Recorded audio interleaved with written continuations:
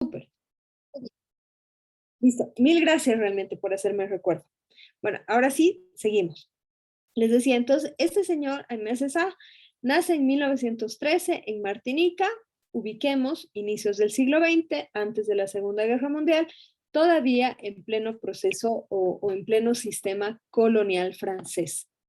¿No? Él va a ser parte del Partido Comunista de Martinica y va a ser parte del Partido Comunista como delegado, va a Francia y ahí se va a enfrentar realmente a este pensamiento del marxismo, del comunismo, que inicialmente lo va a abrazar y posteriormente no es que vaya a renunciar a él, porque en muchos de sus análisis se nota, digamos, la herencia, ¿no? La herencia marxista. No obstante, él va a romper con el marxismo clásico, con ese marxismo dominante a inicios del siglo XX, mediados del siglo XX, porque bueno, para ese marxismo, para el marxismo clásico, puro y duro, podríamos decir, la cuestión de raza no tiene una preponderancia.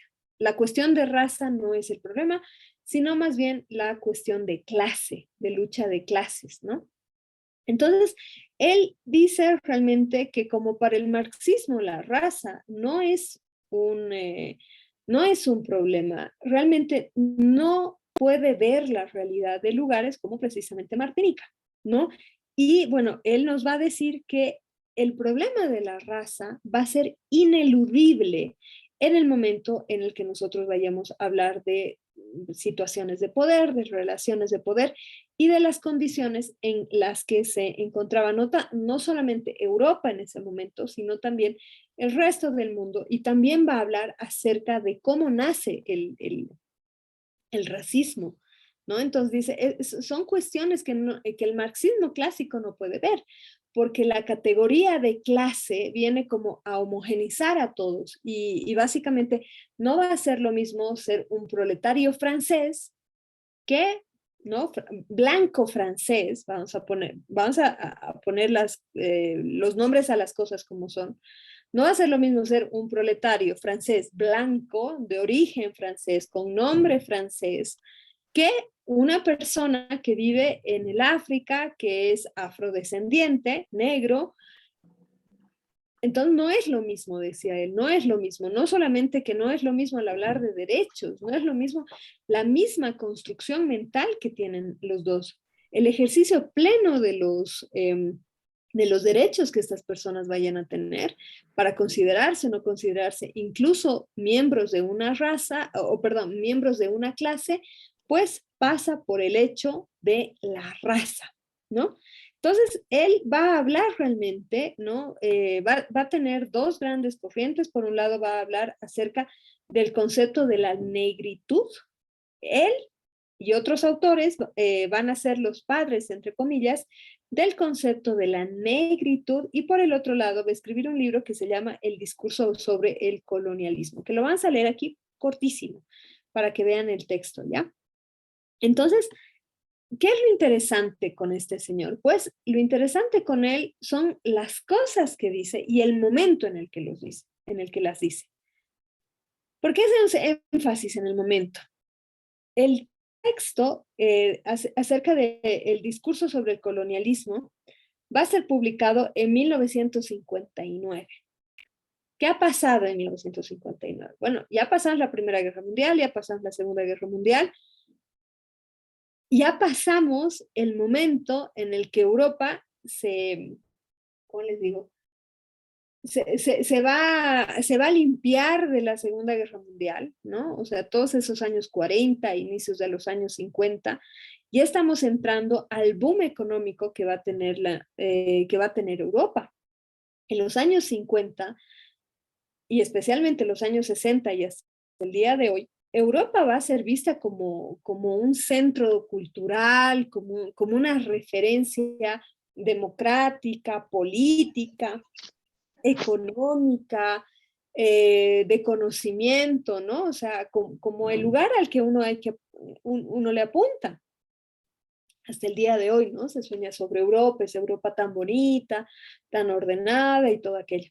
Entonces es interesante porque realmente Aimé Césaire dice, realmente esta Europa que ustedes están viendo, no la están viendo como realmente es. Entonces el momento en el que este libro va a llegar a la luz es un momento atípico. No es, o sea, si esto hubiese sido publicado en plena Segunda Guerra Mundial, bueno, es lo que les digo, la Segunda Guerra Mundial viene a romper esa lógica de civilización de civilización europea, porque los actos de barbarie más grandes que se habían visto, especialmente con el genocidio judío y con la guerra y todo aquello, se había dado en este lugar. Entonces, eso por un lado. Y por el otro lado, lo que dice también tiene una relevancia porque estamos hablando de la construcción de un discurso acerca de lo negro, ¿no? De la negritud en sí misma, de darle una identidad, de darle un orgullo, digamos, a la pertenencia a este conglomerado de personas. Entonces son dos características muy importantes dentro del texto de este señor, ¿no? Que va a ver realmente a la negritud como algo positivo, va en contra de la mirada dominante en la que, bueno, se tiende a pensar o se pensaba que, digamos, lo máximo de forma estética, cultural, política, económica y de todo era lo blanco, lo europeo, y realmente a lo negro, ¿no? O sea, no solamente la estética, sino realmente todo lo que esto implicaba, era mínimamente algo retrasado, ¿no? Como mínimo, sino salvaje o bárbaro. Entonces, el ver a esta negritud como algo positivo, el proponer que vaya a ser una propuesta para las nuevas generaciones como un punto de creación de una identidad, va a ser algo pues supremamente revolucionario en Aimé Césaire. Y este señor, no solamente él, sino junto al futuro presidente de Senegal, Leopold Sedar, y un señor que se llamaba León Gontran, van a ser los que van a trabajar realmente alrededor de este concepto de la negritud, ¿no? O sea, de la revalorización de lo que es ser negro realmente, o sea, desde la cultura, desde la música, desde las tradiciones, desde el baile, desde lo estético. O sea, el lugar de lo estético va a tener un lugar preponderante en la obra de César y en la obra, bueno, y en las propuestas en realidad de Leopold Sedar y de León Gontran. También él va a estar en contra de la asimilación francófona. ¿Por qué? Como habíamos visto al inicio de este seminario, o perdón, al inicio de este módulo, decíamos, hay varias formas de asumir la diferencia. La forma clásica, la forma que ha sido dominante no solamente en el África, sino también en América Latina y en todo el mundo, va a ser la asimilación. ¿Qué quiere decir eso? Bueno, hay una cultura dominante supuestamente más avanzada, más desarrollada, más culta, más lo que ustedes quieran, y las otras culturas, culturas minoritarias o menos avanzadas o menos civilizadas o como quieran o como hubieran querido estos señores argumentar, tienen que, o mejor dicho, se les hace un bien enseñándoles el idioma, enseñándoles la cultura, entre comillas, civilizándolos. Entonces el proyecto francés, que sigue siendo así realmente, es una asimilación francófona. Primero por la asimilación mediante el idioma, el aprendizaje del idioma francés, pero también de la cultura europea como tal, como faro, ¿no? Cultural. Entonces, esto va a ocurrir en todas las colonias francesas, ¿no? Y bueno, también parte de una idea muy arraigada en el siglo XIX de pensar sobre todo en el África como una tabula rasa, o sea, como un lugar donde no existía ni cultura, ni identidades, ni nada que rescatar y donde, bueno, estos europeos venían supuestamente a salvarlos mediante la implantación de esta cultura francesa, ¿no? También él nos dice que es necesaria una ruptura con Europa. Al hablar de la ruptura con Europa, nombra cómo la civilización es decadente, ¿no? Va a nombrar a Europa como una civilización decadente. Ahora les voy a leer esta parte en la que él habla de esta civilización decadente. Espérenme un segundito y lo vamos a leer con ustedes para que vean qué bonito es este texto, qué interesante es este texto. Y aquí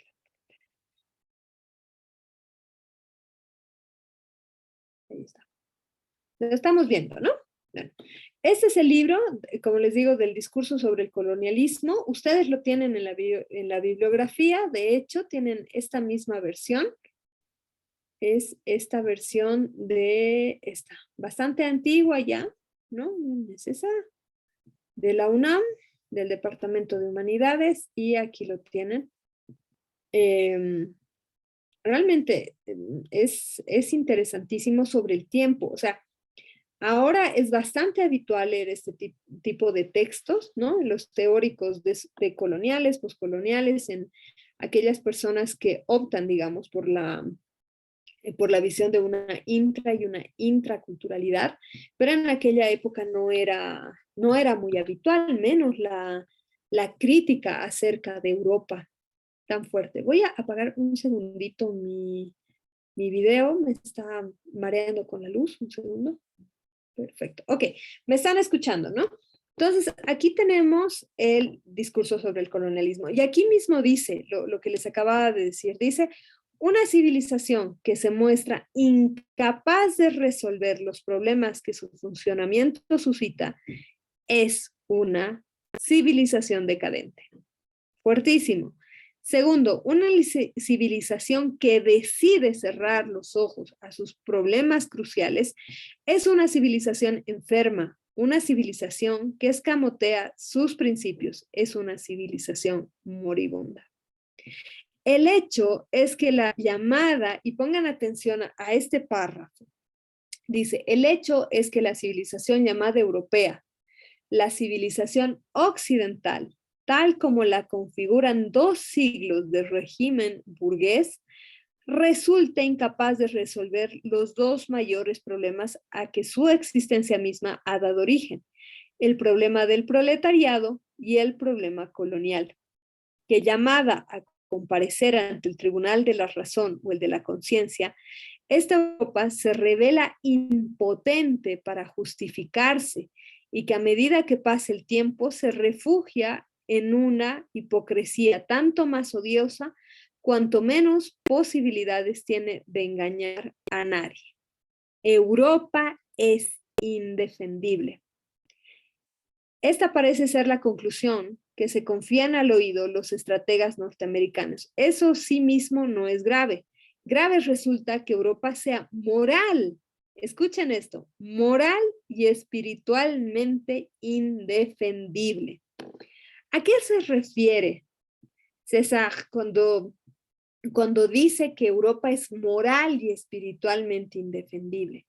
Él a lo que se refiere es a que las cosas que hacen los europeos en el África, sobre todo, van a ser indefendibles. O sea, estamos hablando de una Europa que teóricamente, estamos hablando de una Europa que supuestamente está abrazando los principios del humanismo, de la ilustración, de la democracia, del desarrollo, de la cultura. O sea, es esta Europa, ¿no? O sea, que suena muy bien. No nos olvidemos que el proceso, y aquí, como pueden ver, por eso es que a Aimé Césaire se lo clasifica dentro de la escuela de los postcoloniales, porque él dice, ¿no? El hecho colonial para Aimé Césaire está en la colonización africana del siglo XIX. Por eso es que habla de 2 siglos,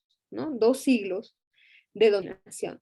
Él no hace referencia a 1492. Por eso, como habíamos visto en la anterior clase, esa va a ser una de las diferencias, perdón, de las diferencias fundamentales entre las 2 escuelas. Si nosotros vemos a 1492 como el inicio del problema colonial, vamos a identificar que ya al siglo XVIII y al siglo XIX, pues Europa llega como llega, ¿no? O sea, justificando lo injustificable. Mientras que para César, el hecho colonial inaugura siglo XVIII, siglo XIX.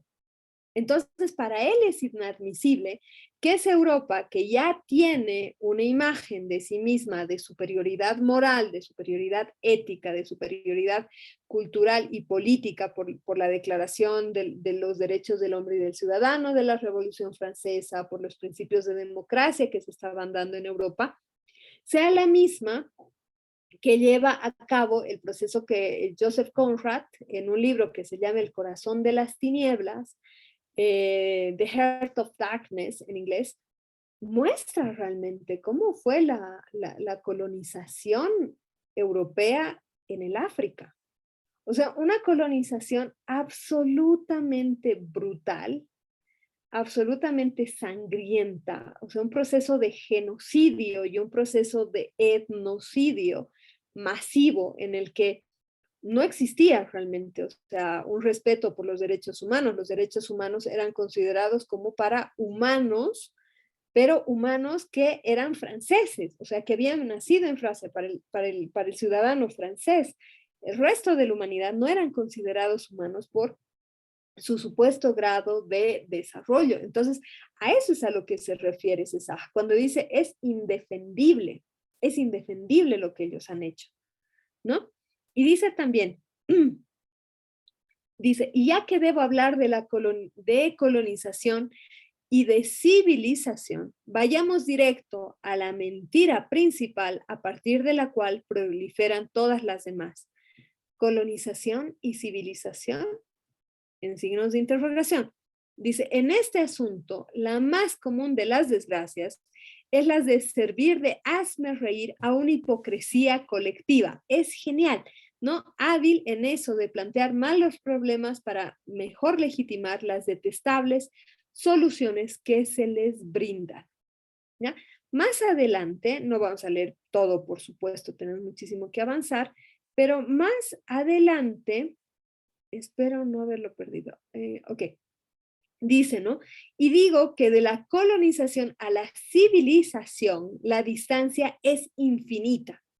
De todas las expediciones coloniales acumuladas, de todos los estatutos coloniales elaborados, de todas las circunstancias ministeriales expedidas, no sale airoso ni un solo valor humano, ¿no? Por él se pelea muchísimo, o sea, ¿cómo puede existir una Europa que habla de humanismo y de derechos humanos y dice, en las colonias no existía nada de eso, era una doble moral generalizada, ¿no? Escuchen eso, por favor, y con esto ya terminamos la lectura de este texto. Dice, habría que estudiar primero cómo trabaja la colonización para descivilizar al colonizador. Aquí, cuando él le da la vuelta, porque da la vuelta de tuerca realmente, en general nosotros hablamos de cómo el colonizador construye al colonizado, construye a sus otros, por fuera del relato, por fuera de la civilización, por fuera de mi nación. Pero él aquí nos plantea y dice, en realidad, no solamente ha sido que el colonizador, el francés, el español o lo que sea, ha venido a construir unos otros, sino que esto ha tenido un efecto sobre sí mismo, ¿no? Es un poquito como la metáfora del amo y el esclavo en Hegel, o sea, de esta situación en la que también existe una dependencia con el esclavo, ¿no? Entonces dice, había que estudiar primero cómo trabaja la colonización para descivilizar al colonizador, para embrutecerlo en el sentido exacto de la palabra, para degradarlo, para despertarlo a sus escondidos instintos, a la codicia, a la violencia, al odio racial, al relativismo moral. Esto es importante, al relativismo moral. O sea, yo, Europa, yo, europeo, me siento lo mejor del mundo por estos valores morales que he logrado desarrollar a lo largo del tiempo, pero en mis colonias hago todo lo contrario, ¿no? y demostrar que cada vez que en Vietnam cortan una cabeza o sacan un ojo y en Francia se acepta, violan a una muchacha y en Francia se acepta, sacrifican un malgache y en Francia se acepta, un logro de la civilización pende con peso muerto, una regresión universal se opera, una gangrena se instala, un foco de infección se extiende. ¿Ya? Es genial, o sea, la forma en la que escribe además es brutalmente sincera, ¿no? Dice, de todos estos prisioneros atados e interrogados, de todos esos patriotas torturados, al final de ese orgullo racial enardecido, al final de esa jactancia desplegada, está el veneno inoculado en las venas de Europa y el progreso lento pero seguro de la salvajización del continente. ¿Ya? Entonces, no hay que olvidarnos, además, que cuando él habla de esto de la salvajización del continente, tiene una lógica por el genocidio mismo. O sea, él dice, o sea, ¿de qué se quejan en pocas palabras? O sea, si este proceso ya lo venían haciendo en las colonias hace un montón de tiempo. ¿Qué es lo que él hace? Y realmente les hago la invitación a leer todo el texto que él escribe y también unas poesías bellísimas que tiene, pero las poesías están enmarcadas más hacia la negritud, ¿no? Dice, saque Europa del centro, no resuelve el problema porque no resuelve el problema ni el del proletariado, ni el problema colonial. Él habla del embrutecimiento precisamente de Europa y él más adelante, que no lo vamos a leer como les digo, él dice que el nacimiento del nazismo, del nacionalsocialismo de Hitler, no es algo que se veía venir, ¿no? Por esa construcción que tenía, pero él hace la crítica y dice, a ver, al nazismo, ¿no? Al genocidio del pueblo judío en Alemania y en toda Europa en realidad, no se le reclama el hecho del genocidio en sí, porque es algo que Europa venía haciendo desde el descubrimiento de América, diríamos nosotros, y de forma muy marcada en el África.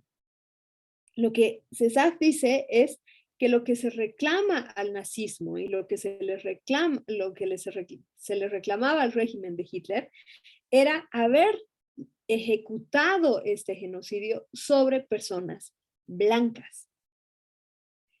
Esto guarda una lógica, ¿no? Y es algo que permanentemente dicen activistas palestinos, por ejemplo, que dicen, bueno, o sea, ahora gritamos por Ucrania, que es lógico, es una guerra y como cualquier hecho de guerra es una atrocidad, pero dice, en Palestina nos matan desde hace décadas y andamos en lo mismo, ¿no? Entonces, ahí está denunciando esta doble moral que aparentemente se sigue teniendo, ¿no? Dice también que la división de razas que produce Europa, que produce esta Europa, como les digo, con esta doble moral, justifica la explotación para el progreso de la civilización occidental como sí. En sí, ¿no? Y finalmente, cuando él habla, ¿no? De la negritud que en un libro que se llama Estudiante Negro, sobre todo, rechaza la asimilación cultural y fomenta la cultura africana. Como les digo, o sea, es como un renacer de la cultura africana. Nosotros podríamos denominarlo ahorita como una intraculturalidad, ¿no? Él nos está proponiendo una intraculturalidad realmente, o sea, él realmente revalorar la cultura africana, la estética africana, partir de ahí antes realmente bueno, encaminarse en otros procesos. Y él habla de una pertenencia a una comunidad oprimida y excluida. Él dice en una conferencia que ya va a tener en los Estados Unidos, que lo invitan, porque por supuesto que se va a convertir en una persona muy conocida, en una persona además muy querida por el movimiento afrodescendiente a nivel mundial. En los Estados Unidos hay bastantes afrodescendientes y en esa época les va a dar una voz. O sea, todo este texto es muy fuerte justamente para darles una voz y el concepto de negritud lo mismo. Entonces, él mismo se va a declarar como perteneciente a una comunidad oprimida y excluida. Y él dice, ¿qué implica pertenecer a una comunidad oprimida y excluida? Pues dice que esta pertenencia le da o nos da, ¿no? Porque nosotros también podríamos entrar en esa clasificación, una manera de vivir la historia, una manera diferente de vivir la historia, ¿no? Una posición crítica ante la historia que de otra forma, pues, una persona europea no la podría tener, ¿no? ¿Qué les ha parecido? Es genial este señor, Aimé Césaire, ¿no? Ese era el primero que nosotros queríamos ver. El segundo es este señor que se llamaba Frantz Fanon. Él también nace en Martinica, apenas unos años después que Aimé Césaire, nace en 1925 y muere en 1961. De hecho, se van a conocer entre los dos, ¿no? ¿Qué es lo interesante en Frantz Fanon? Este señor va a ser dentro de muchas cosas, ¿no? Porque va a ser activista, ¿cómo se llama? Va a pelear dentro del Frente de Liberación Nacional Argelino, pero aparte de todo eso, su formación académica es bien interesante. Y retomamos ¿cómo se llama? Mi eterno canon de decir que al final todo vuelve a la psicología y todo vuelve al psicoanálisis. Él era también filósofo y psiquiatra. Él va a estudiar psiquiatría. Imagínense, va a estudiar psiquiatría y esta mirada dentro de la psiquiatría le va a permitir establecer una especie de psicopatología de la colonización. No solamente en los colonizados, sino siguiendo la línea de Aimé Césaire, también en los colonizadores. O sea, él ya lo va a poner en términos de problemas mentales, vamos a ponerlo así. O sea, ¿qué efectos dentro de la psique de las personas tiene el hecho de la colonización? Al igual que Aimé Césaire, se lo considera como un precursor de los estudios postcoloniales, ¿no? Y como les decía, va a ser parte también del Frente de Liberación Nacional Argelino, ¿no? Una de las guerras más fuertes que se van a llevar a cabo para desligarse de Francia va a ser justamente la guerra en Argelia, ¿no? Muy interesante además la guerra en Argelia en ese sentido. Él va a escribir bueno, muchas cosas, pero dos textos imprescindibles. El primero se llama Piel Negra, Máscaras Blancas, que va a ir acerca de la autopercepción de inferioridad que tienen bueno, en este caso los africanos, frente a los europeos. Muy interesante como él dice, es una autopercepción, ¿no? Que viene desde los discursos, desde las estructuras de poder, desde las jerarquías impuestas, pero pasan a ser parte del autorrelato de estas personas. Y el segundo libro, que nosotros lo vamos a leer así igual un poquito, se llama Los Condenados de la Tierra, que va a ser algo así como su testamento, ¿no? O sea, porque él muere muy joven, imagínense, nace en 1925, muere en 1961, muere bastante joven, ¿no? Por un cáncer, si mal no recuerdo, y escribe este libro, Los Condenados de la Tierra, que es prácticamente su herencia, ¿no? Es su testamento, por decirlo así. La, la vivencia, además, que Fanon va a tener sobre el poder colonial va a ser bien interesante en el sentido de que él va a luchar en la Segunda Guerra Mundial. Va a ser parte de estas tropas que van a apoyar al gobierno francés para derrotar a los nazis, a los alemanes en la Segunda Guerra Mundial. Va a ser parte de una de las batallas más fuertes que se da en ese momento. Van a ganar la batalla, pero él observa. Entonces, este hecho, digamos, de observar qué es lo que ocurre con la llegada, por ejemplo, de las tropas francesas al África específicamente, y o sea, de la enorme violencia que estas tropas desatan, ¿no? Y es un hecho que incluso a las actuales tropas de Naciones Unidas, siempre hay estas denuncias, ¿no? O sea, acerca de violaciones, sobre todo el tema de las mujeres, ahí está muy metido y él va a observar eso. E incluso, siendo que él va a ser parte, va a ser recluta, digamos, de las tropas francesas, va a ver cómo dentro de las tropas va a haber una marcada diferencia entre el soldado francés y el soldado africano. Y después también va a ser testigo de cómo, a pesar de que la batalla, a pesar de que la guerra no la gana solamente Francia así solita, con sus tropas francesas orgánicas, sino también con estas personas y estos países, o perdón, estas colonias que van a apoyar económicamente, logísticamente y con personas, ellos son sacados de la historia. No se va a reconocer realmente el rol fundamental que tuvieron las tropas africanas en la derrota que finalmente sufre Hitler, ¿no? Entonces, él ve todas estas cosas y claro, empieza realmente a analizarlas dentro de un punto de vista que nosotros podríamos ver dentro de muchas otras teorías, como les digo, él analiza desde la psiquiatría. No es que vaya a ser comunista abiertamente, pero él va a tomar la teoría crítica, ¿no? La teoría crítica sobre todo de la escuela de Frankfurt y toma el tema de las superestructuras, ¿no? Que las superestructuras están ligadas precisamente a discursos, a la construcción de una autopercepción y todo aquello.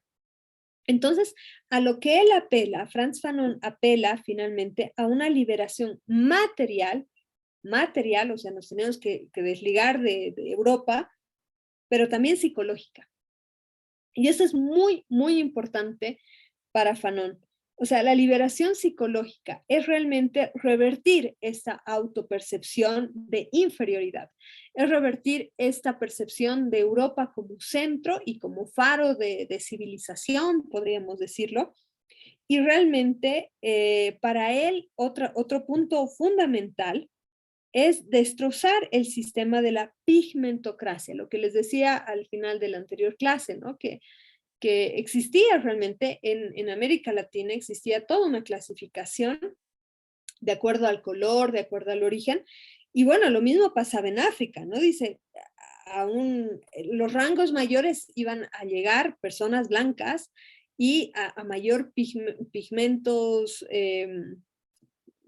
en la piel, o sea, mientras más oscura la piel, pues menores van a ser los rangos que yo pueda adquirir, ¿no? Entonces, él habla de una segregación racial, tanto legal como en el caso de Sudáfrica y el apartheid, pero también de hecho, mediante las prácticas culturales, ¿no? Que las prácticas, y eso es algo que en estudios culturales se ve muy bien, las prácticas cotidianas, el uso del lenguaje, el discurso, los espacios que se asume que pertenecen a unos y otros, esos van a ser más difíciles de combatir. Él mismo nos dice, o sea, en cuestiones legales se puede cambiar una ley, pero las prácticas son difíciles de cambiar. Entonces, él llama para el cambio de estas prácticas a una toma de conciencia, ¿no? Una toma de conciencia por parte de los africanos, por supuesto, ¿no? Y realmente desmontar ese discurso de superioridad europea. Él también nos dice, ¿no? Que la consecuencia de la colonización, y en eso se une a MSSA, también tienen consecuencias sobre los colonizados, ¿no? Nos va a hablar, por ejemplo, acerca de una neurosis colectiva, de una dismorfofobia, es decir, ¿no? Y esto lo dice sobre todo como el efecto que va a tener la colonización sobre la población africana. Dice una neurosis colectiva, ¿no? O sea, veo cosas, pero me dicen que no son ciertas, básicamente, y una dismorfofobia, perdón. ¿Qué quiere decir esto? O sea, yo me veo al espejo, pero no me veo al espejo como soy, sino como lo que creo que soy por lo que me han dicho que soy. Y como me han dicho que el ser negro es ser feo, que el ser negro no es lo deseado, es algo así como que me odio a mí mismo por ser negro. Entonces él dice, esto es muy fuerte, porque crea realmente un sentimiento de inferioridad, crea un sentimiento de autorrechazo y que finalmente lleva al deseo del blanqueamiento, ¿no? Que es algo que en el África, por ejemplo, veía alguna vez un reportaje, las cremas que más se venden son cremas que prometen el blanquearse, o sea, y son cremas muy abrasivas, ¿no? Que tienen, no me acuerdo qué componente que normalmente se usa para las manchas fuertes, entonces la ponen con la promesa de ser más blancos. Entonces, ese sería un efecto hasta el día de hoy. Y él dice también, esto hace que, por ejemplo, cuando llegaron las tropas francesas, muchas mujeres, bueno, a pesar de los hechos de violación y todo eso, muchas otras decían, bueno, aunque esta persona se vaya, no se quede conmigo, bueno, mis hijos van a ser más blancos, ¿no?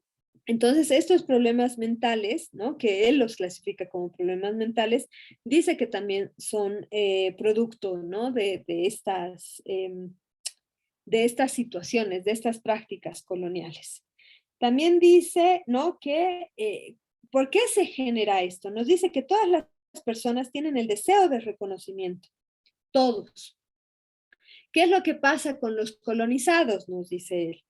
Bueno, en realidad el colonizado va a desarrollar un deseo de reconocimiento, de mimetización y un deseo, ¿no? De realmente que sea acogido, digamos, por esa cultura que identifica como superior o que le han hecho identificar como superior, ¿no?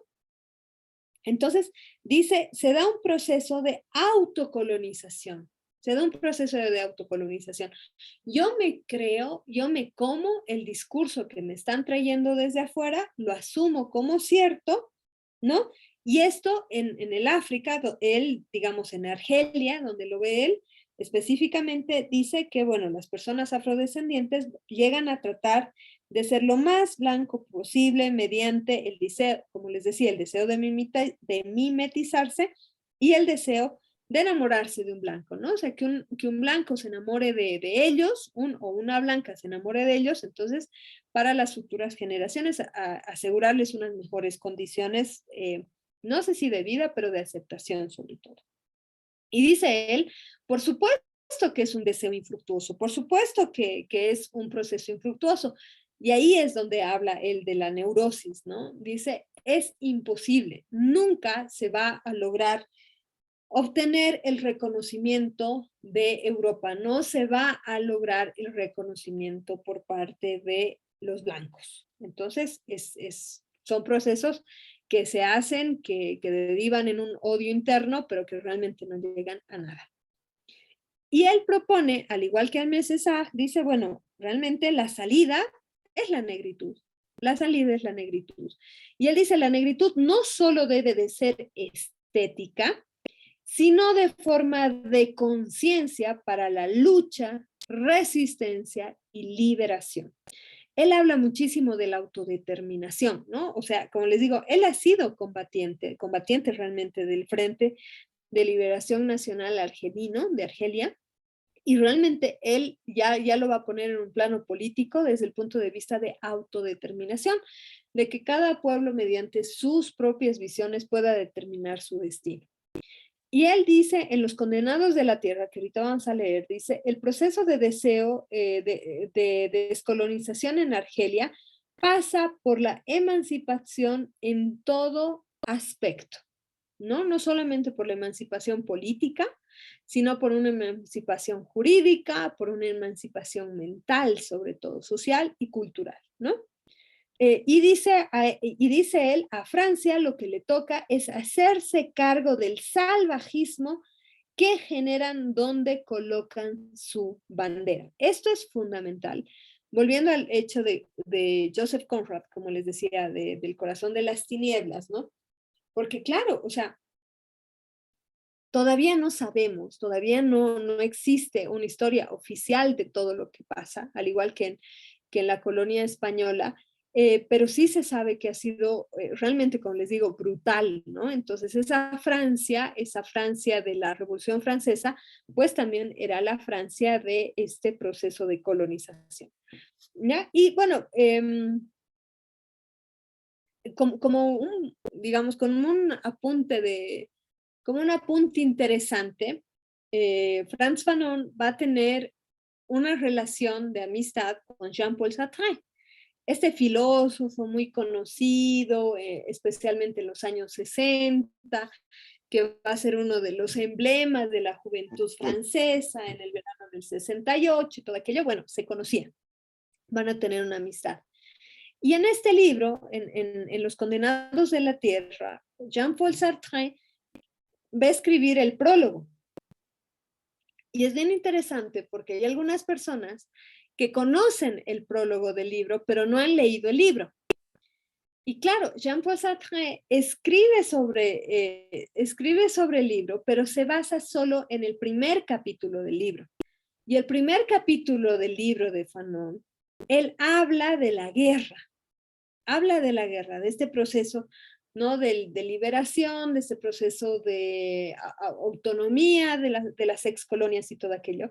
Y Jean-Paul Sartre se agarra de esto, porque bueno, Jean-Paul Sartre era primero europeo, francés, por mucho que hubiera sido crítico, pero él va a hablar sobre todo sobre el rol de la violencia como, entre comillas, partera de la historia. O sea, va a ser sumamente belicista en ese sentido. Entonces, de forma equívoca, muchas personas piensan que el libro de Fanon habla más de la guerra que de la paz, ¿no? O sea, y además sirve mucho como una justificación, digamos, como miren, o sea, ellos también están llamando a la guerra, entonces justifica un montón de cosas. Pero este es, como les digo, un equívoco por leernos el prólogo de Jean-Paul Sartre sin leer todo el libro.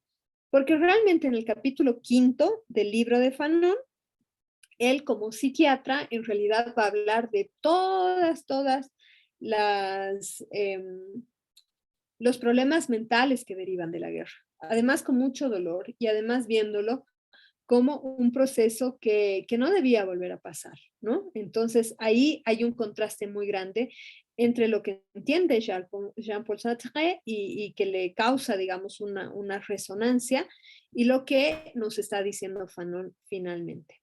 ¿Ya? Y espérenme un segundito, como les digo, vamos a leer a Fanon este libro. Ay, creí que lo tenía. Espérenme un momento, por favor. Creí que lo tenía abierto, parece que no. Si me dan un segundito, lo abro, lo tenía en puerta. Entonces, como les digo, es bien interesante pensar en estas dos visiones de estos dos señores, sobre todo desde el concepto de, de la negritud, ¿no? O sea, el concepto de la negritud es fundamental para para entender las propuestas de ellos, porque por un lado van a ser muy críticos al proceso colonial francés en este caso, y van a nombrar además mil cosas para destrozar, o sea, la imagen que uno tiene de superioridad de estos señores, pero por el otro lado están marcando ya una salida, y la salida, como les digo, sería precisamente esta negritud, ¿no? O sea, el abrazar la cultura africana pues con orgullo, en pocas palabras, ¿no? Aquí tenemos. Entonces, este es el primer capítulo, ¿no? El capítulo que habla de la violencia, precisamente, ¿no? Y ahí nos está diciendo, en cualquier nivel que se le estudie, encuentros, a ver, pero aquí es donde está.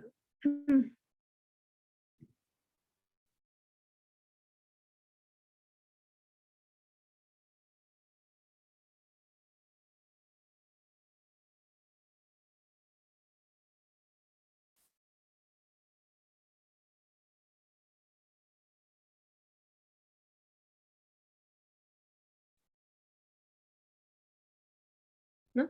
Dice la descolonización, ahí está, voy a parar un segundito, pero no veo toda la pantalla entera. Ahí está. Dice, la descolonización no pasa jamás inadvertida, puesto que afecta al ser, modifica fundamentalmente al ser, transforma a los espectadores aplastados por la falta de esencia en actores privilegiados reconocidos de manera casi grandiosa por la hoz de la historia. Introduce en el ser un ritmo propio aportado por los nuevos hombres, un nuevo lenguaje, una nueva humanidad, ¿no? Y después nos dice, en la descolonización hay pues exigencia de un replanteamiento, esto es muy importante, de un replanteamiento integral de la situación colonial. Su definición puede encontrarse, si se quiere describirla con precisión, en la frase bien conocida, los últimos serán los primeros. La descolonización es la comprobación de esta frase. Por eso, en el plano de la descripción, la descolonización es un logro, ¿no?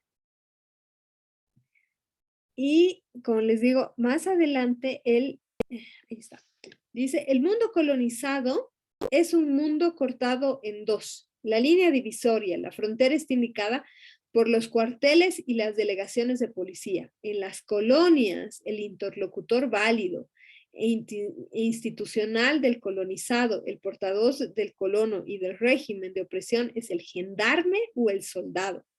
En las sociedades de tipo capitalista, la enseñanza religiosa o laica, la formación de reflejos morales transmisibles de padres a hijos, la honestidad ejemplar de obreros condecorados después de 50 años de buenos y leales servicios, el amor alentado por la armonía y la prudencia, esas formas estéticas de respeto al orden establecido, crean en torno al explotado una atmósfera de sumisión y de inhibición que aligera considerablemente la tarea de las fuerzas del orden. O sea, hace un análisis bellísimo, y esto es previo a Michel Foucault en Vigilar y Castigar, ¿no? Es previo. O sea, él ya nos está hablando de realmente el rol de estas instituciones dentro de lo que significa la colonización. Y él nombra muy bien, y esto es realmente un trabajo de observancia de la realidad que vive en Argelia y que le permite establecer este tipo de críticas. Dice, ¿no?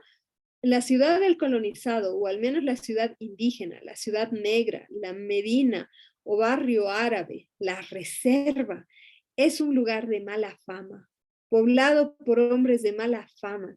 Allí se nace en cualquier parte, de cualquier manera, se muere en cualquier parte, de cualquier cosa. Es un mundo sin intervalos, los hombres están unos sobre otros, las casuchas unas sobre otras. La ciudad del colonizado es una ciudad hambrienta, hambrienta de pan, de carne, de zapatos, de carbón, de luz.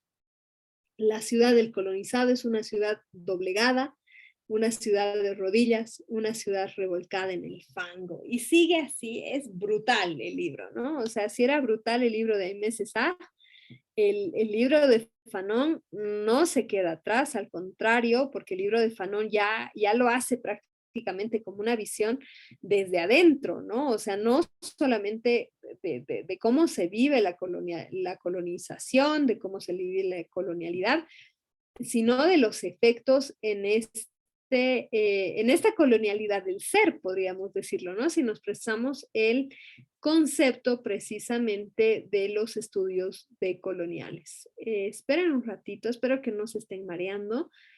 Les quiero mostrar el quinto capítulo, porque el quinto capítulo es justamente en el que nos va a hablar de las desviaciones mentales, de los problemas mentales, de los problemas mentales que van a derivar, ¿no? Porque si uno lee ese primer capítulo es solamente un llamado a la guerra, básicamente, ¿no? Que es donde nos quedamos con Jean-Paul Sartre. Pero él dice, no, no, no, o sea, el hecho de la guerra es más brutal todavía, no estamos llamando a eso, no hay que, capítulo cuarto, no hay que confundir, hay que analizar ya él y muy buen observador de aquello, ¿no? Y aquí está justamente guerra colonial y trastornos mentales. Y es aquí donde él hace un análisis, pero impresionante, y dice finalmente, el imperialismo que ahora lucha contra una auténtica liberación de los hombres, abandona aquí y allá gérmenes de podredumbre que tenemos que detectar implacablemente y extirpar de nuestras tierras y de nuestros cerebros, dice, ¿no? Dice, aquí o sea, va a hablar acerca de lo que le pasa al pueblo argelino con la guerra de liberación nacional, ¿no? Y nos dice, no ha dependido de nosotros que en esta guerra diversos fenómenos psiquiátricos, trastornos del comportamiento y del pensamiento hayan cobrado importancia tanto entre los actores de la pacificación como dentro de la población pacificada. La verdad es que la colonización en esencia se presentaba ya como una gran proveedora de los hospitales psiquiátricos. Desde 1954, en diversos trabajos científicos, hemos llamado la atención de los psiquiatras franceses internacionales sobre la dificultad de curar correctamente al colonizado, es decir, de hacerlo totalmente homogéneo en un medio social de tipo colonial. O sea, es genial, ¿no? Dice, porque es una negación sistemática del otro, una decisión forzada de privar al otro de todo atributo de humanidad.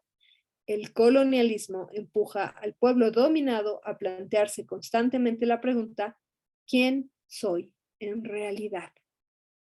Miren qué fuerte, ¿quién soy en realidad? Las posiciones defensivas surgidas de esta confrontación violenta del colonizado con el sistema colonial se organizan en una estructura que revela la personalidad colonizada. Basta para comprender esta sensitividad simplemente estudiar, apreciar el número y la profundidad de las heridas sufridas por un colonizado durante un solo día en el régimen colonial. Hay que recordar, en todo caso, que un pueblo colonizado no es solo un pueblo de dominación. Bajo la ocupación alemana, los franceses no dejaron de ser hombres. En Argelia, no solo hay dominación, sino literalmente decisión de ocupar simplemente un territorio. Los argelinos, las mujeres con hijab, las palmeras y los camellos forman el panorama, el telón de fondo natural de la presencia humana francesa. ¿Brutal o no brutal? Es tremendo lo que nos está diciendo Fanon, ¿no? Y justamente es por eso que nosotros lo leemos, es por eso que dentro de la escuela de los estudios postcoloniales, dentro de la escuela de los estudios decoloniales, se lo sigue leyendo precisamente por estos análisis tan fuertes que él nos va a hacer. ¿Ya? Lo dejamos ahí a Fanon. Realmente, y por cuestiones de tiempo, porque me quiero concentrar en el Inca Garcilaso de la Vega y en su otro compatriota, les voy a pasar así muy por encimita a dos autores hindús, ellos de la India. Una se llama Gayatri Spivak, que es bien interesante esta señora, ya desde un punto de vista académico, ¿no? Ella nace, perdón, en 1942, ya mucho tiempo después, realmente va a venir de la escuela del marxismo, del feminismo y de la deconstrucción. Y en 1999 va a escribir un libro que se llama Crítica de la razón postcolonial. Ella teoriza muchísimo acerca de la posición del subalterno, ¿no? Para ella, el subalterno son grupos oprimidos o sin voz, ¿ya? Y en esto es muy generosa. Para ella, el subalterno pueden ser los proletarios, las mujeres, los campesinos, los indígenas, los afrodescendientes, las minorías en países dominantes, ¿no? O sea, ¿cómo se llaman? Los migrantes. Todos ellos son considerados como subalternos. Y la crítica que ella establece a los estudios postcoloniales es, podríamos decir nosotros, este academicismo, ¿no? Porque dice, bueno, al final están hablando de los subalternos, pero no dejan hablar a los subalternos. O sea, lo querían Fanon y Aimé Césaire obviamente sí es una posición desde adentro, están hablando desde ellos, están hablando de sus vivencias, están hablando precisamente los subalternos, no sobre los subalternos, ¿no? Entonces, es interesante, como les digo, y también tiene un libro que se llama ¿Pueden hablar los subalternos? Precisamente, ¿no? Y es interesante porque a Spivak se la nombra en el momento en el que uno dice desde dónde escribo, desde dónde estoy viendo. No es lo mismo que yo vaya y yo diga, bueno, les pasa esto, pero yo no pertenezco a la comunidad. Estoy hablando sobre que pertenecer a una comunidad como Fanon y el Mesesá y hablar de aquello a lo que yo pertenezco y de lo que yo soy parte. Hay otro señor que se llama Homi Bhabha, que también es de la India, que escribe un libro que se llama El lugar de la cultura, habla acerca del discurso colonial y habla de los espacios intermedios, ¿no? Él ya habla, digamos, de una hibridez que se da justamente por la unión de culturas. Y él ya va a empezar a teorizar acerca del concepto de nación, ¿no? Que para él es el aparato de poder simbólico. Aparte de Homi Bhabha, hay otro señor que ni siquiera lo he reseñado aquí, pero se los cuento, se llama Parth Chatterjee, que habla precisamente también de la construcción de nación en países, en espacios no europeos, ¿no? Entonces dice, bueno, desde la heterogeneidad, ¿cómo es que se construye nación? Entonces les aconsejo, estos señores también, aparte Chatterjee, que es muy interesante. Y bueno, ya ahora viniéndonos a América Latina, vamos a dejar a los hindús, vamos a dejar a los africanos, vamos a dejar el Barsaid también allá por Medio Oriente. Nos tomamos un avión y aterrizamos directamente en el Perú, en el Perú. Y ahí vamos a encontrar dos referentes fundamentales para la Escuela de los Estudios Decoloniales y fundamentales también dentro de los discursos de construcción, digamos, de algo que nosotros podríamos llamar como una identidad latinoamericana o una identidad más local. La primera, o el primer personaje, es Guamán Poma de Ayala. ¿Quién es este señor? Guamán Poma de Ayala va a nacer en 1535 en el Perú, en el Virreinato del Perú, y muere en 1616. Guamán Poma de Ayala viene de una familia, o sea, sí, de una familia indígena, en un entorno indígena, pero él va a aprender a leer y escribir en español. Entonces, esto le va a permitir tener varias experiencias con los españoles. No se sabe, o sea, no se sabe a ciencia cierta todo lo que vive, ¿no? Porque obviamente al estar fuera del relato de la historia española, se lo piensa después y no es como un rompecabezas que todavía hay que armar. Lo que sí se sabe es que él va a tener una experiencia con el gobierno colonial, ya sea trabajando con ellos, incluso como traductor, y él va a tener también varios problemas de tierras, hasta que finalmente, bueno, pierde la tierra que le pertenecía a su familia, a su comunidad, y va a empezar a viajar. Entonces va a ir recopilando y va a ir utilizando, digamos, las historias que él va recopilando y va a escribir su obra cumbres, digamos, que se llama Primera Crónica del Buen Gobierno, un ratito. Les voy a compartir, de hecho, por las ilustraciones. Realmente las ilustraciones son hermosísimas de este señor. Espérenme un segundito.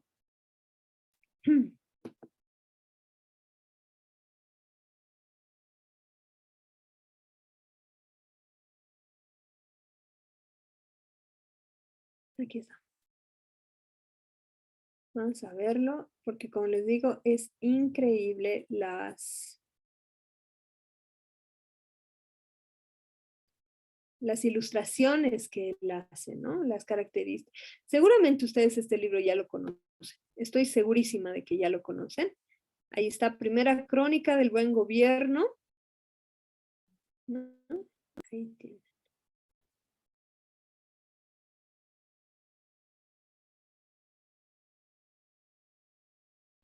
Primera nueva crónica y buen gobierno, perdón. Entonces, este libro está compuesto por aproximadamente, ahorita les digo, es un 398 dibujos y 1198 páginas. O sea, es una obra magistral realmente. ¿Y por qué es magistral? Por muchas razones. Primero, él va a establecer una crítica directa al gobierno español, ¿no? Él se va a atrever directamente, espero no estarlos mareando, quiero quedarme en alguna imagen directa para que la podamos apreciar. Esta edición es muy bonita.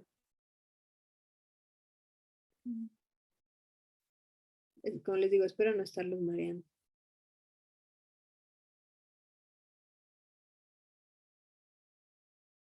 Vamos a quedar en una imagen. No parece. Vamos a quedar en esta. ¿Ya? Vamos a quedar acá.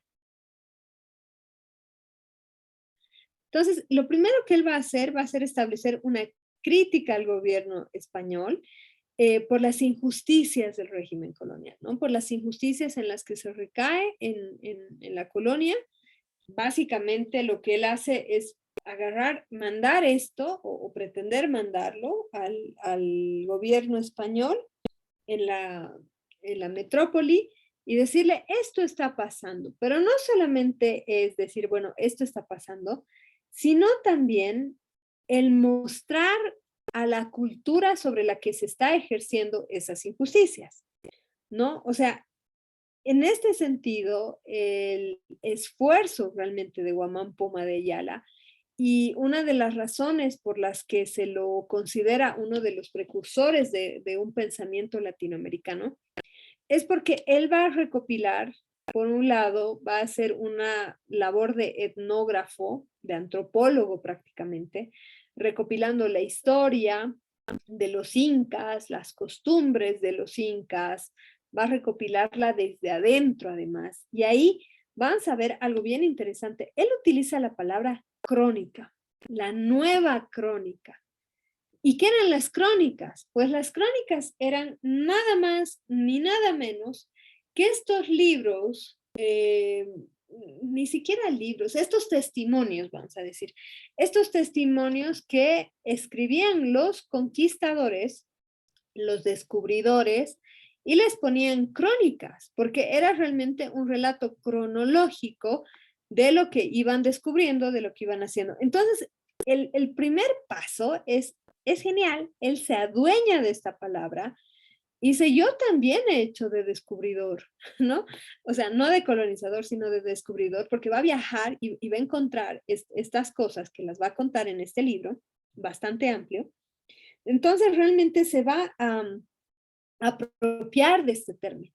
Y la apropiación de este término no es casual, no es neutra, es muy fuerte, porque realmente ya está poniendo, digamos, una capacidad de este lado de poder contar, de autocontarse, vamos a decirlo, ¿no? Y otra de las cosas importantísimas que él va a ser utilizar frases en quechua.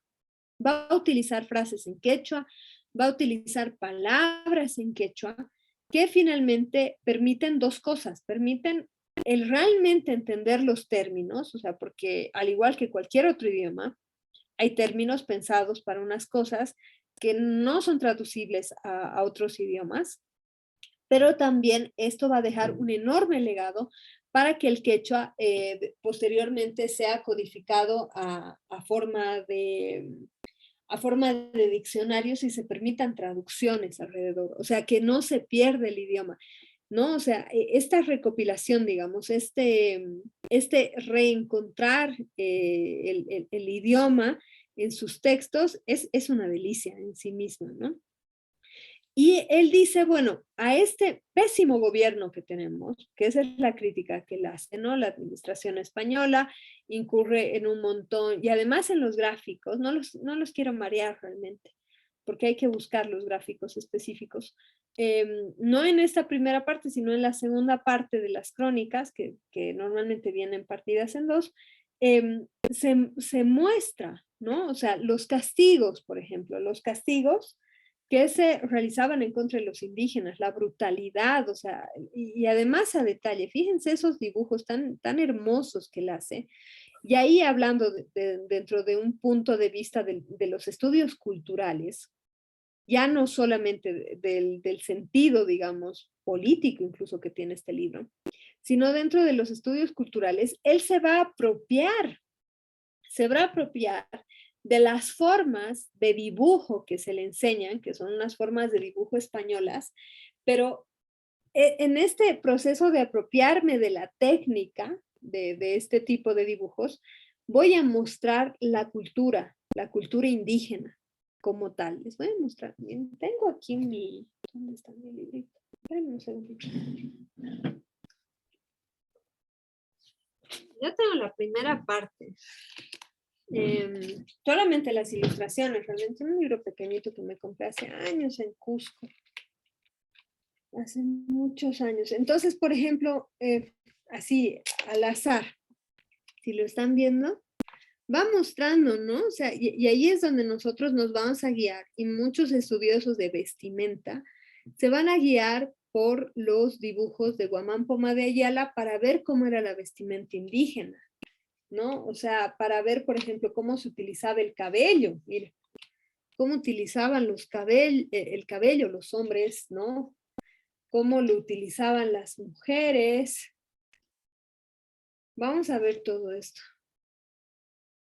Es una belleza, o sea, se adueña, digamos, de esta forma de, miren, también.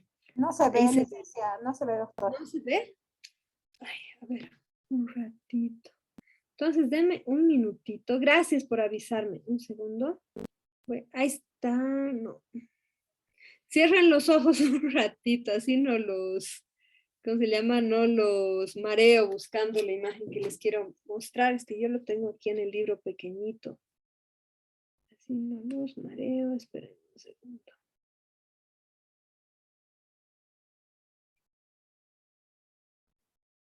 Ahí está. Por ejemplo, al azar, así. No tenía preparada esta imagen, pero al azar. Aquí, por ejemplo, vemos, ¿no? O sea, y él está haciendo un doble proceso realmente. Por un lado, escribe, recopila las costumbres, recopila las palabras y todo eso, pero por el otro lado, y es por eso que, como les digo, en mi caso yo tengo este libro que son solamente las ilustraciones, un pequeñito. Ahí, por ejemplo, nos está diciendo, ¿no? O sea, cómo era la vivienda, por ejemplo, y aquí la vemos clarísimo, ¿no? O sea, vemos aquí, ya sea de piedra, con cómo era el techo, cómo era esto, cómo era el axu, ¿no? El uso de los axus, que eran estas como mantas, pero muy largas, que, por ejemplo, que las indígenas, ¿no? Las mujeres utilizaban el pelo suelto, utilizaban el pelo suelto, no habían trenzas ahí, no habían las clásicas dos trencitas. No, o sea, utilizaban realmente el pelo suelto. Vamos a ver la técnica aquí ¿cómo se llama? Del tejido, que va a ser una parte fundamental, además de la cultura andina, ¿no? Y esto como pie de página, así como una pequeña anécdota. Hace algunos años viajé a Lima a un encuentro de latinoamericanistas de Claxo, y bueno, con una colega argentina nos fuimos al museo Larco se llama. Un museo bellísimo, realmente con una exposición bellísima de tejidos. Y bueno, el señor el guía turístico estaba hablando con un grupo de alemanes, y este grupo de alemanes le decía, sí, todo muy bonito, pero ustedes no tenían escritura, ustedes no desarrollaron la escritura, ¿y por qué no? Le dicen, ¿no?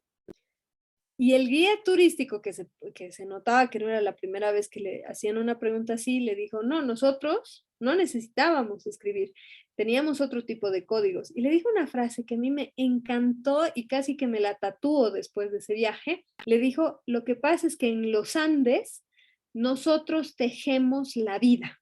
Así le dijo.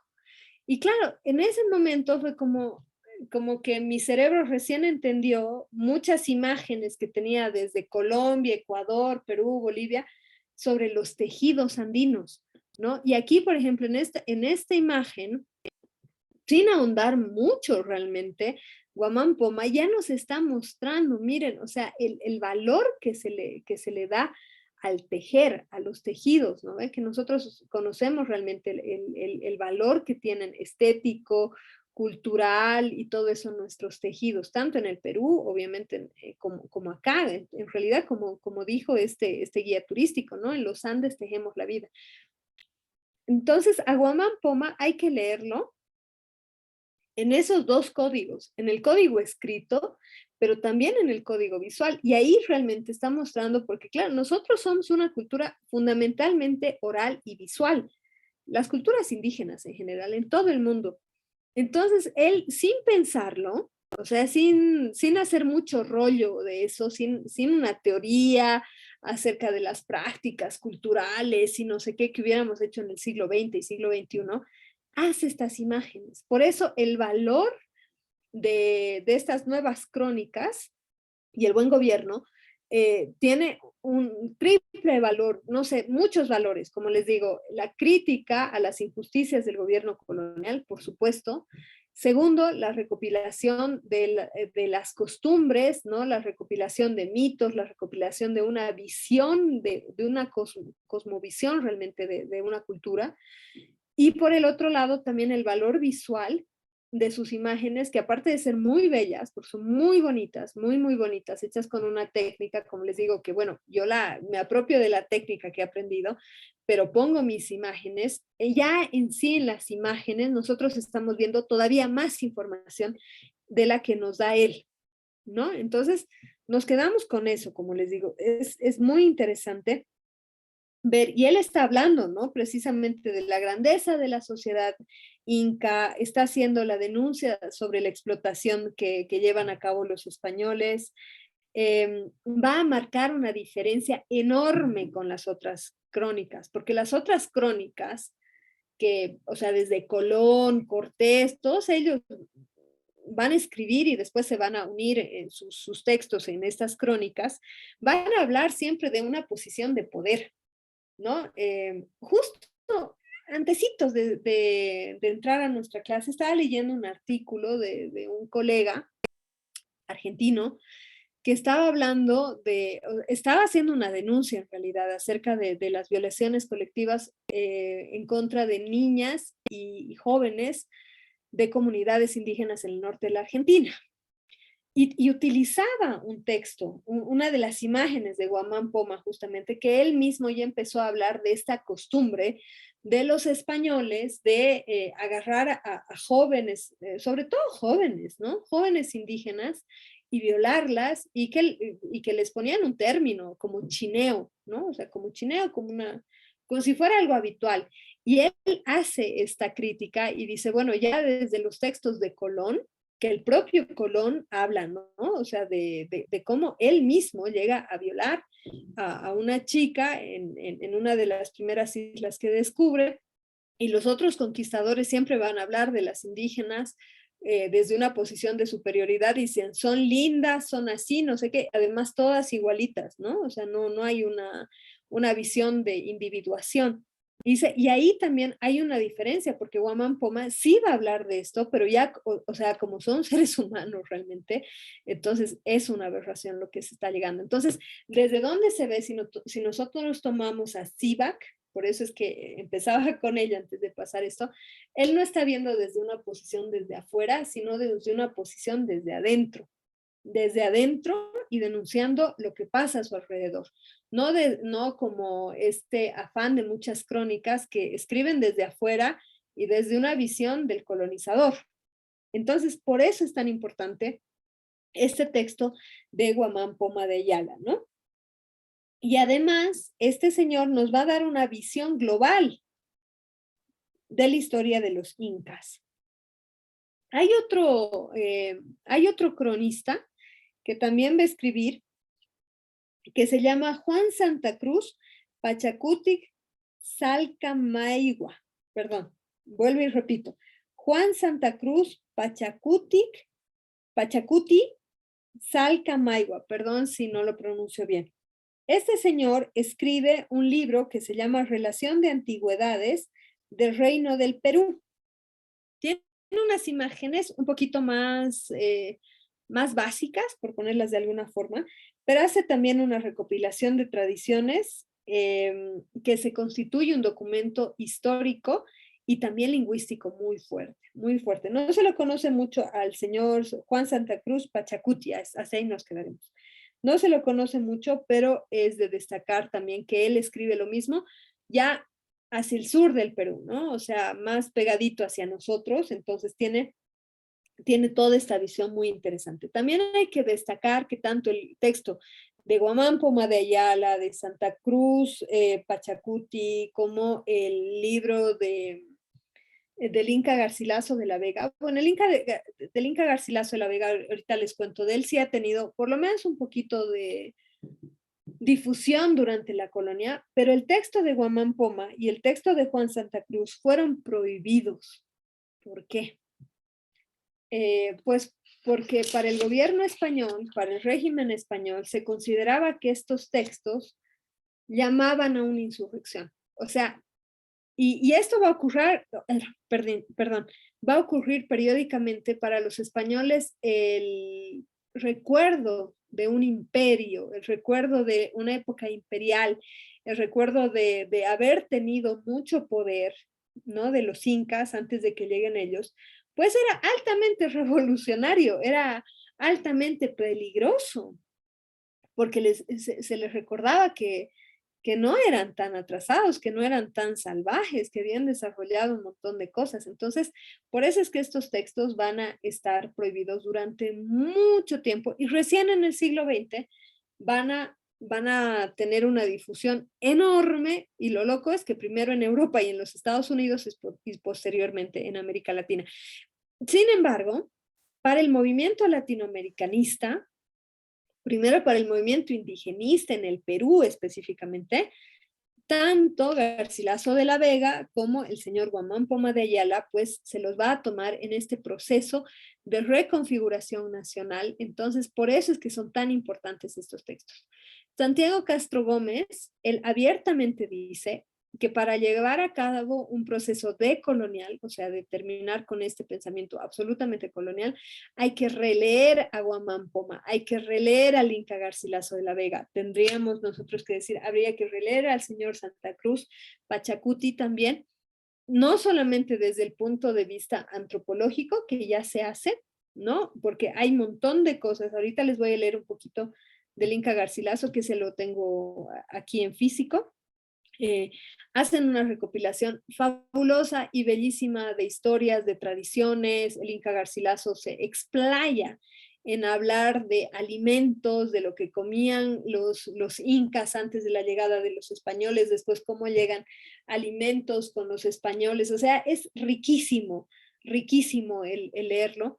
Pero por el otro lado también el leer el pensamiento político, ¿no? Porque en el caso de Guamán Poma, cuando habla del buen gobierno, dice, ¿saben qué? El buen gobierno era el gobierno de los incas. Ese era el buen gobierno. Entonces, si se quiere llevar a cabo este proceso, es reconstituyamos este gobierno que tenía los incas, que no eran tan brutales como los españoles, pero con tecnología española, pues adaptada a un contexto andino, ¿no?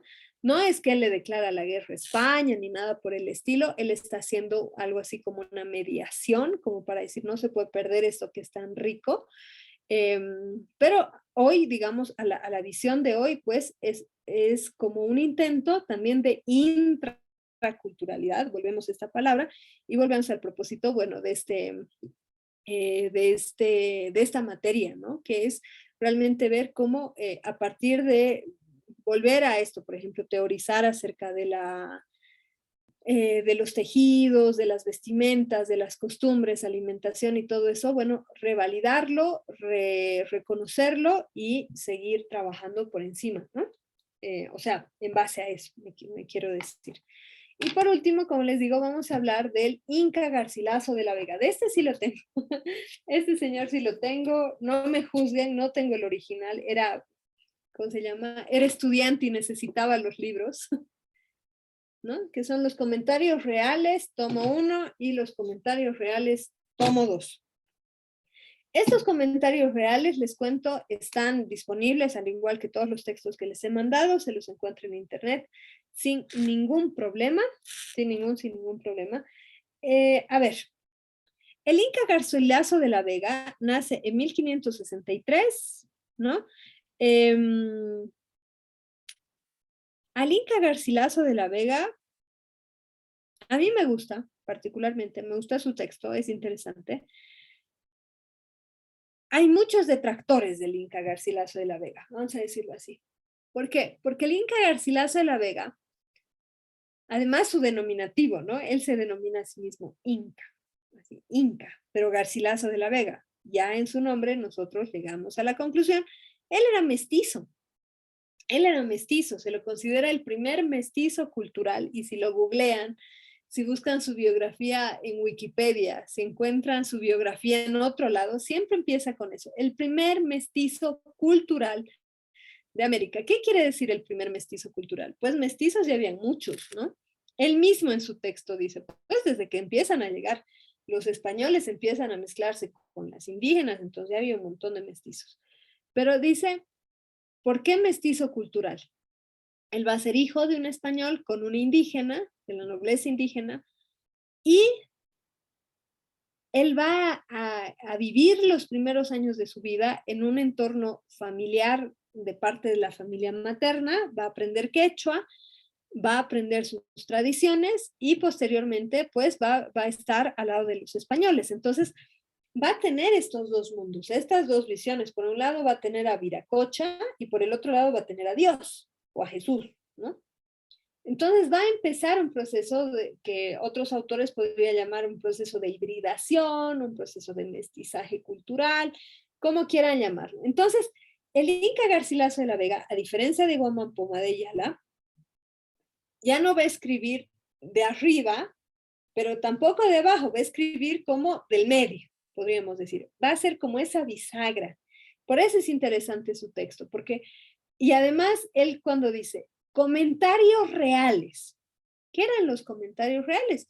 Pues al igual que las crónicas, que era una forma de literatura de la época, también existían los comentarios, que eran generalizados también. Era, como les digo, una forma de literatura. Así como nosotros ahora tenemos, no sé, los mangas, ¿no? A los que les gusta la cultura japonesa y oriental, pues en esa época eran los comentarios y las crónicas. Entonces, él también se va a adueñar de este término y lo va a utilizar en este libro. Los comentarios reales van a ser editados en 1609. Realmente se los va a editar, se los va a conocer por un corto periodo. Después la corona española los va a prohibir también, al igual que el texto de Guamán Poma de Ayala, y posteriormente va a escribir un libro que se llama Historia General del Perú. En Historia General del Perú realmente hace una denuncia al estilo de Guamán Poma, y bueno, el libro de Historia General del Perú va a ser editado en 1617, un año después de su muerte, ya de forma póstuma. Nos vamos a quedar un poquito en esto de los comentarios reales porque, bueno, hice un trabajo alrededor de esto. Los comentarios reales, ¿qué es lo que tiene de interesante y por qué se recopila al Inca Garcilaso de la Vega? No es tan radical como Guamán Poma. Él lo que hace es una presentación de la cultura inca. Básicamente está traduciendo su cultura para hacerla inteligible por la corona española. Por eso, o sea, por eso tiene detractores, porque dice, ya, o sea, ¿por qué tenías que argumentar tanto que nos quieran, en pocas palabras? Pero es la forma de pensar de la época. Él lo que está buscando es demostrar que su cultura era una cultura avanzada, demostrar que tenían alma, demostrar que de alguna forma conocían, digamos, a Dios también, ¿no? Porque, bueno, por eso les digo, el proceso de mestizaje cultural que él tenía. Otros autores señalan que hay que leerlo además por separado, ¿no? Una cosa va a ser los relatos acerca de la cultura inca, que son apropiados, que son ciertos, pero él también se va a dedicar a escribir acerca de la cultura de los otros. Y esto es bien interesante. Esperen, estoy buscando. Él va a escribir acerca de la cultura de los otros. Si ustedes me miran y dirán, ¿cómo? O sea, ¿cómo una persona que ya de por sí había sido construido como un otro, escribe sobre los otros? Pues por eso les digo, tiene algunos detractores. Él escribe acerca de las culturas que quedan en tierras bajas, diríamos nosotros, ¿no? Por ejemplo, en el capítulo 17 del segundo tomo, habla, ¿no? Y dice, la nación chiriguana y su vida y costumbres. Escuchen esta lógica del otro, de construcción del otro.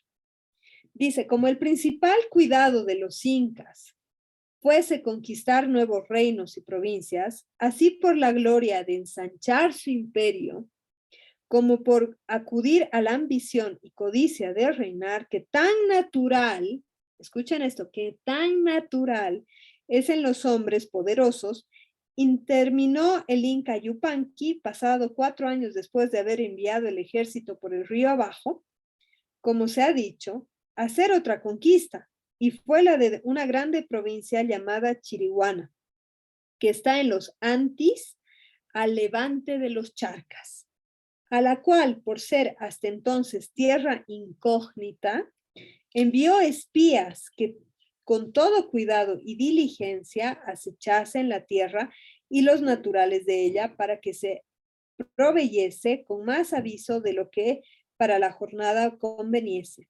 Las espías fueron como se les mandó y volvieron diciendo que la tierra era malísima, de montañas bravas, ciénagas, lagos y pantanos, y muy poca de ella de provecho para sembrar y cultivar, y que los naturales eran brutísimos. Escuchen, como les digo, es esta construcción del otro, o sea, decir, la cultura india era, inca era avanzada, tenía desarrollo y todo eso. En cambio, esos otros, ¿no? Eran brutísimos, peores que las bestias fieras, que no tenían religión ni adoraban alguna cosa, que vivían sin ley ni buena costumbre, sino como animales por las montañas, sin pueblos ni casas, y que comían carne humana. Ahí empieza todo esto de que habían grupos caníbales, ¿no?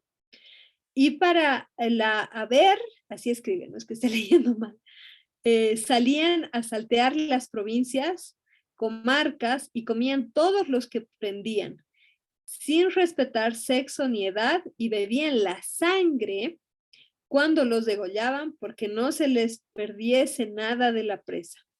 Y que no solamente comían la carne de los comarcos que prendían, sino también la de los suyos propios cuando se morían, y que después de habérselos comido, les volvían a juntar los huesos por sus coyunturas y los lloraban y los enterraban en resquicios de peñas y huecos de árboles, y que andaban en cueros, y que para juntarse en el coito no se tenían en cuenta con las hermanas, hijas ni madres, y que esa era la común manera de vivir de la nación chiriguana, ¿no? Entonces tienen muchos pasajes así, muchos pasajes, no solamente la cultura chiriguana, habla de otros, por ejemplo, en el primer tomo nos dice, ¿no? De gran variedad de dioses que tuvieron, dice, otros muchos indios, ¿no? Otros que no eran incas, hubo de diversas naciones en aquella primera edad que escogieron sus dioses con alguna más consideración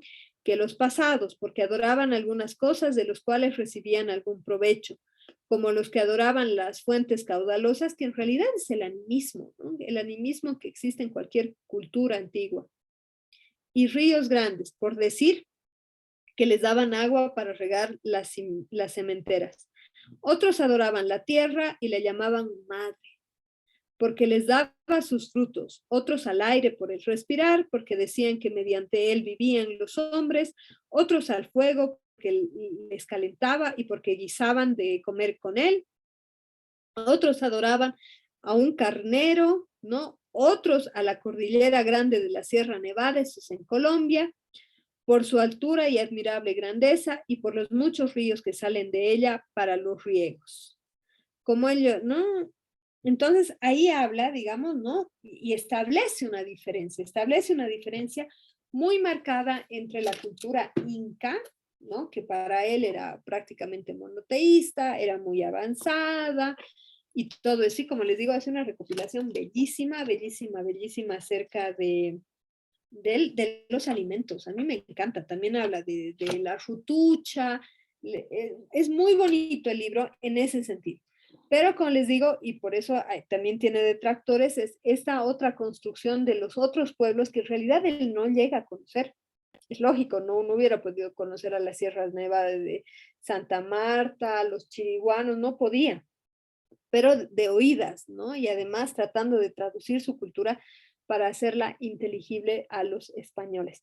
No obstante, es interesante la postura política que él tiene, que es nuevamente reforzando la postura de Guamán Poma, el decir que la cultura inca o la cultura indígena, su cultura, era una cultura avanzada, que tenía ritos, costumbres, que tenía todo un legado, digamos, de artefactos culturales, también de uso del medio ambiente y todo eso, y que realmente el objetivo era que no desaparezcan, ¿no? Finalmente. Y bueno, él en la parte final, eh, nos dice, ¿no? Él mismo nos dice, y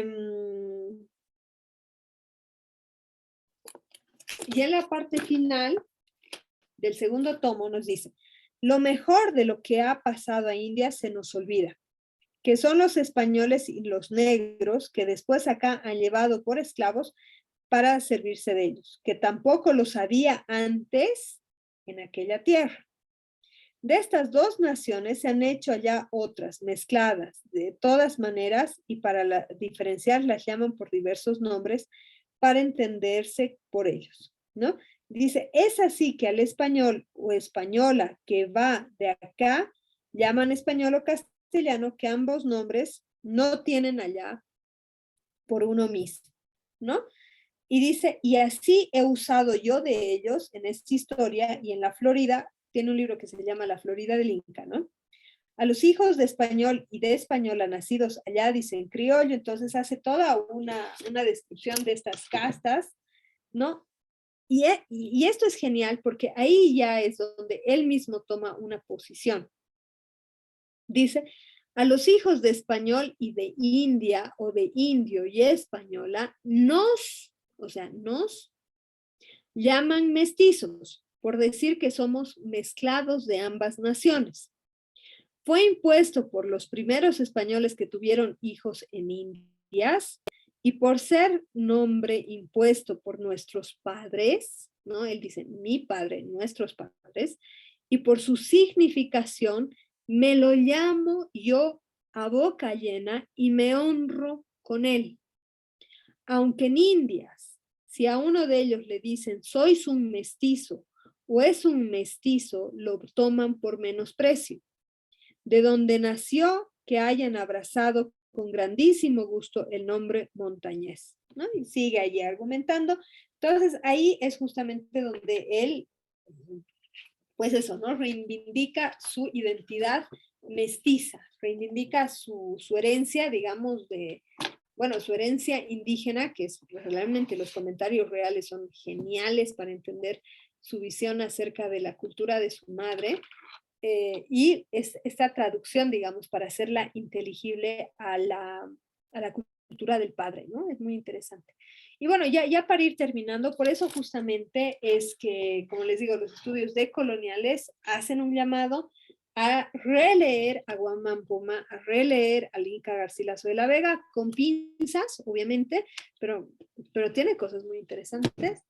Y ya en términos más locales, nosotros podríamos ver, bueno, en el caso nuestro, aquí tengo justo la tesis india, ¿no? De Fausto Reinaga, todos estos textos que se hicieron a inicios del siglo XX, justamente en este influjo del indigenismo también son base, al igual que Aimé Césaire y Frantz Fanon, pues nosotros podríamos releer justamente a estos señores, ¿no?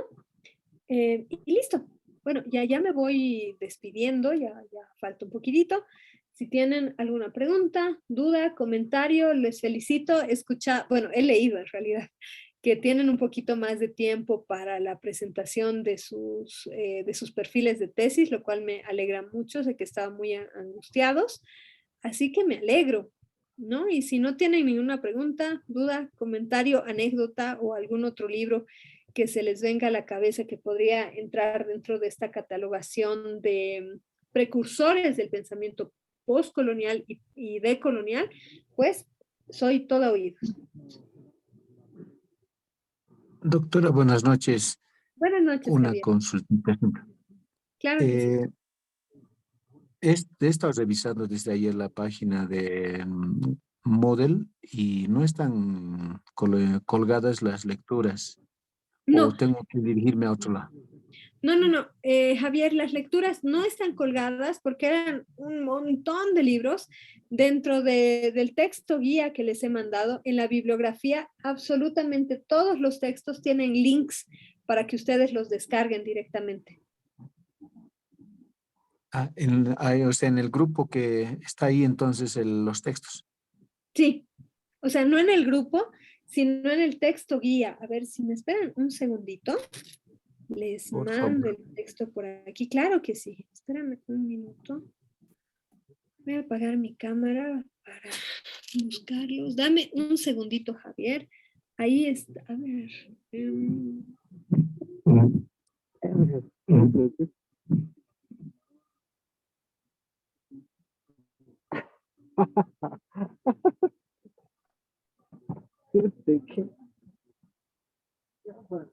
Aquí está. Perfecto. A ver. Sí. Como les digo, les hice el texto así largo, con la bibliografía y todo aquello. Y bueno, algunos textos que se han dado cuenta de que se los voy recomendando en el paso, ¿no?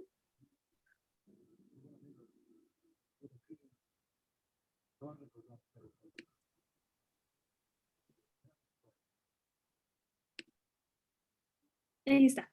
Se los acabo de mandar. Y en la parte final, como les digo, está la bibliografía y absolutamente todos los textos tienen link. Patricio, te escucho. Doctora, buenas noches, muy buenas noches, Buenas estimados noches. colegas. Doctora, muy enriquecedor el contenido que nos está brindando.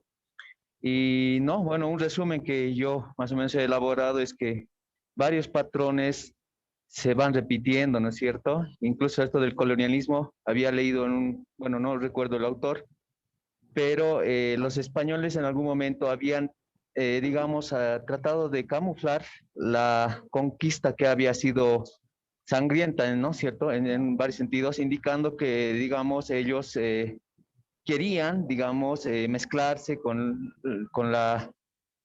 las personas acá, ¿no? Colonizadas, ¿no? Y por eso decían que había mestizos, ¿no? Sin embargo, el análisis que se hacía en ese momento era que era una mentira, porque siempre el varón era un español, ¿no es cierto? Y la mujer era un indígena, ¿no? Entonces ahí era una falsa hipocresía que se tenía en ese momento. Justamente cuando habló, estimada doctora, me acuerdo de una lectura que hice hace un tiempo de Fausto Reinaga, ¿no? Eso, sí. De la tesis india, sí, que Fausto Reinaga básicamente eh, apila el término indio porque en algún momento se habría pretendido llamar campesino, ¿no? Bueno, al campesinado, ¿no es cierto? A la persona que vive en área rural, para un poquito maquillar o hacer olvidar el tema de todo este coloniaje que ha pasado, ¿no es cierto? Que antes obviamente se denominaba indios, ¿no es cierto? Y han tratado más o menos de traer un concepto del exterior que es campesino y denominar de esa manera, ¿no? Y así quizás un poco hacer olvidar un poco de la historia, ¿no es cierto? Eso simplemente, estimada doctora, muy, muy, enriquecedor nuevamente, como le digo, el contenido que nos brinda. Muchas gracias. Me encanta, Patricia, me encanta realmente el aporte que me acabas de hacer. Con, con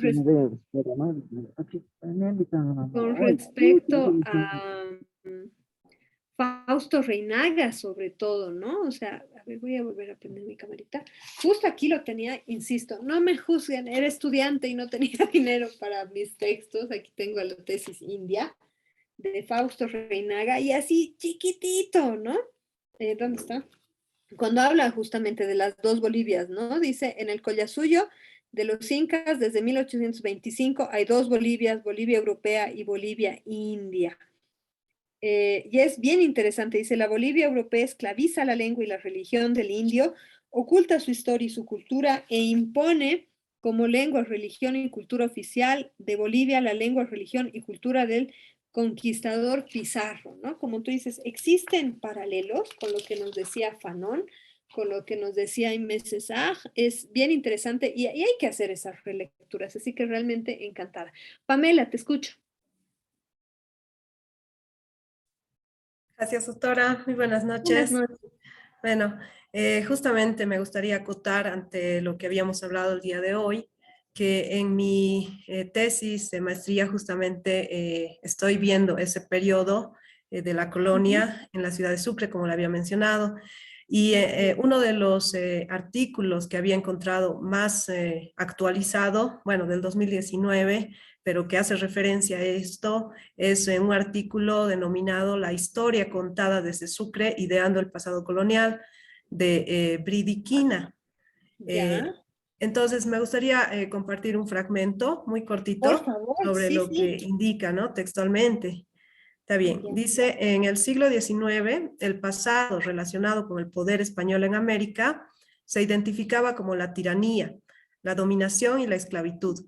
Estaba enmarcado bajo el nombre de, entre comillas, la colonia y se caracterizaba como el periodo oscuro, que contrastaba con el presente luminoso. Bueno, como este es un escrito actual, entonces hace esa referencia. Buenísimo, sí, sí, sí, hay, ahora se están dando un montón de estos, de estos análisis. ¿Cómo me decías que era el nombre, perdón, para buscar? Bridiquina. Voy a pegarlo en el chat. Súper, Acá, súper. que es un poquito, creo que debe ser extranjero. Sí, suena como Bredecam o algo así. Ah, tal vez sí, y no puedo Me pronunciarlo tal vez suena, y creo correctamente. ¿Usted me conocer a puede la ayudar? autora. Claro que Este sí. es. Ah, Bredecam. No, ese es otro. Ese es otro. Mira, pero me voy a anotar, no, no lo tenía tan. También podría pasarle el artículo completo. Por favor, sí, sí, Es sí. bastante corto, pero tiene información esencial. Por favor, me encantaría, me encantaría. Me imagino que tú has visto los textos acerca de arquitectura de la arquitecta, ay, ¿cómo se llamaba? La mamá de Carlos Mesa. Teresa Mesa. Eso, Teresa Mesa. Sí, sí, claro, está dentro de la bibliografía básica que utilizo, porque además tiene ilustraciones. Por Exacto. ejemplo, para realizar la parte del marco referencial temporal, me Ujú. ha servido bastante las ilustraciones que tiene, que las rescata también este artículo, pero que originalmente fueron realizados por esta fuente, ¿no? De Mesa Exacto. Gisbert. Sí, sí, sí, sí. Genial. Sí, si me lo pasas, yo más que encantada. Me encanta cuando me llegan así textos no tenía en el radar, así que muchas gracias más bien para compartirlo. No, no hay de qué, con gusto, doctora. Súper. Bueno, ahora sí, me voy despidiendo, ahora sí ya estamos sobre las 9 de la noche, primero voy a dejar de grabar. Ay, ay, ¿dónde estás? Aquí estás.